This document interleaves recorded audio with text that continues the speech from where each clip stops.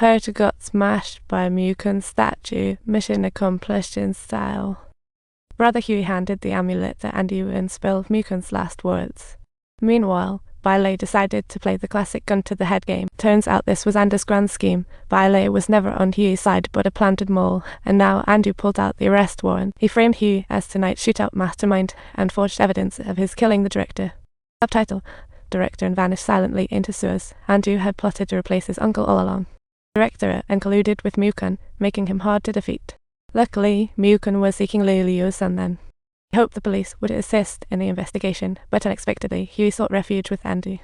Andy's eyes lit up. Huey had a deep-seated grudge against Mukun and was a retired Special Forces soldier, the perfect tool. Andy wasted no time, bribed the prison guards, and took care of a few issues. Made Huey impersonate to gather evidence by Mukun, then forced Bailey to his side, placing her near Huey.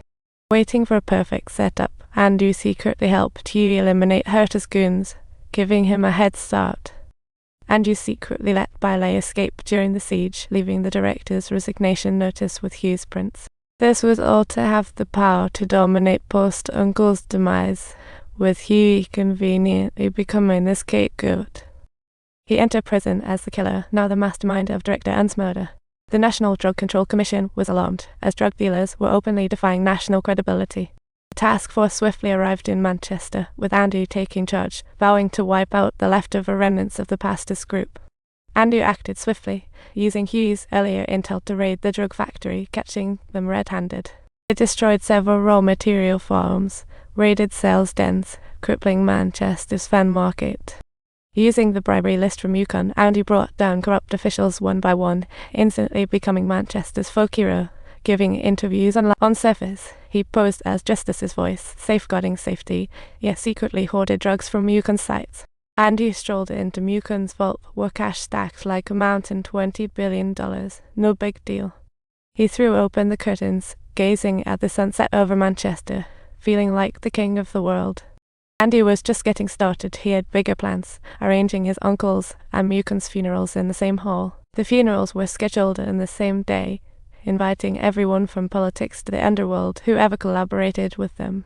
His underlings worried that these two sides might clash, but Andy's plan was to gather them in one. Then boom, time for a grand kaboom. He ordered his henchmen to follow along. The big day of the memorial had arrived. Andy took Huey to the memorial to frame him, then haste la vista, secrets vanish. Everything was running like a well-oiled machine according to Andy's grand scheme, while Bailey followed orders perfectly. She locked the door, and the participants were like fish on a chopping block, obliviously watching Nancy host the ceremony as she pressed the button. The memorial drape suddenly fell, revealing a wall filled with portraits of those legendary victims who fell due to the flyer epidemic. Among them, Hugh's wife, daughter, and Nancy's father. Beneath all victims' photos were piles of flour. Why was Andy's hidden stash of flour here? Everyone was utterly shocked by this. In the meantime, no one noticed Nancy sneaking out through the back door, locking it behind her to meet help with Bailey. Bailey reports to Andy, but out of Andy's sight. Nancy and Bailey embrace warmly. What a twist. He excitedly activated the bomb detonator, eagerly anticipating the show of a lifetime. The explosion lit up the sky, and Andy watched the stunning yet tragic fireworks with a smile. But he was surprised to spot shredded paper in the fireworks with Mukun's flyer factory markings. Before he could react, another explosion occurred. This time it was Mukun's financial lifeline, raining havoc from the sky. Andy lost everything. Here's the twist. 1 year ago, Bailey and Nancy were living their own happy lives. Nancy lived happily with Dad, while Bailey relied on her sister, who died from flyer. To save her sister, Bailey rushed her to the hospital. Guess whose clinic was right there? Nancy's. Her sister was driven mad by the flyer, and to help, Nancy offered her arm for the bite. What a painful yet healing process.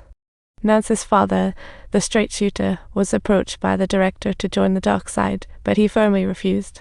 The director wasn't pleased and sent thugs after Nancy, but Bailey swooped in like a superhero and chased them off. From then on, Bailey and Nancy's bond grew stronger, and her sister finally got discharged. Everything seemed on the upswing. Unexpectedly, the flower dealers persisted. After work, Bailey found her sister tormented repeatedly and forced to sell her house for debts. Now, the siblings were homeless, hiding in the sewers, and tragically, her sister succumbed to the flower curse. Nancy's father also faced the director's wrath. One day she returned to find him lifeless, with needle marks on his neck. Had clearly been injected with too much flour, and no matter how hard Nancy tried, she couldn't save him. She sent her father to the morgue, coincidentally met Bailey carrying her sister's body, and both rushed to the sewers. It was packed with those left homeless by the flower pandemic, all battered and suffering. They hated Miyukan, the flower, and police inaction amidst the sorrow. So, Bailey and Nancy made many friends here, forming the Sewer Alliance.